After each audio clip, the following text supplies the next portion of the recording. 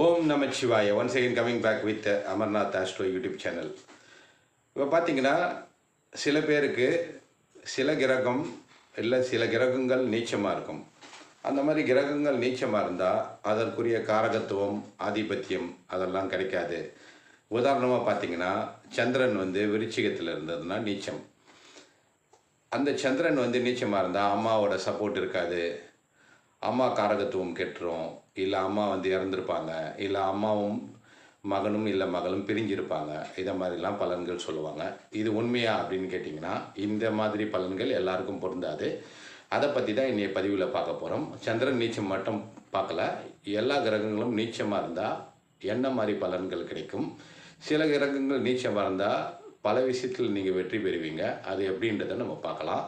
ஏன்னா உங்களுடைய ஜாதகம் தான் உங்களுடைய ரிசல்ட், அதாவது ப்ரிடிக்ஷனை சொல்கிறது. உங்களுடைய ஜாதகத்தில் பிறந்த நேரம், பிறந்த தேதி, பிறந்த இடம் பொறுத்து லக்னம் எங்கே இருக்குது, லக்னாதிபதி எங்கே இருக்குது, உங்களுடைய தசா புத்தி, அதாவது தசை நடத்துகிற பிளானட் எங்கே இருக்குது, எத்தனாவது இடத்துல இருக்குது, அதை வச்சு தான் உங்களுக்குன்னு ஸ்பெசிஃபிக்காக ஸ்க்ரீன்ஷாட் மாதிரி பிளானட்ஸ் இருக்கும். அதை வச்சு தான் உங்களுடைய ப்ரிடிக்ஷன் அமையும். இது போல் பொதுவான பலன்கள்லாம் உங்களுக்கு பொருந்துமான்னு கேட்டிங்கன்னா கண்டிப்பாக பொருந்தாது.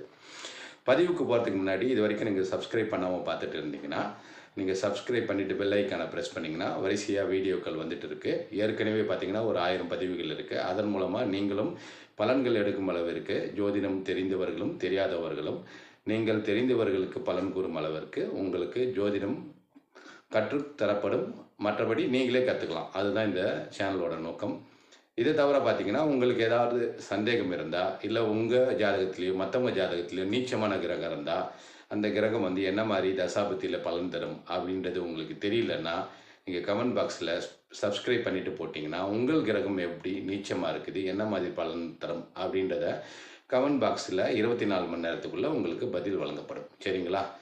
ஏன்னா எல்லாருக்குமே கிரகங்கள் நீச்சமாக இருக்குமா அப்படின்னு கேட்டிங்கன்னா இருக்கிறதுக்கு வாய்ப்பு இல்லை. சில பேருக்கு ஒரு கிரகமோ இல்லை 2 கிரகங்களோ நீச்சமாக இருக்கலாம். அந்த நீச்ச கிரகத்தோட பலன்களை நம்ம பார்க்கலாம். சரிங்களா? உங்களுக்கு அப்படி சந்தேகம் இருந்தால் கமெண்ட் பாக்ஸில் பிறந்த தேதி, பிறந்த இடம், பிறந்த நேரம், உங்கள் பெயரோட போட்டிங்கன்னா எந்த கிரகம் நீச்சமாக இருக்குன்றதை அதுலேயே வரும்.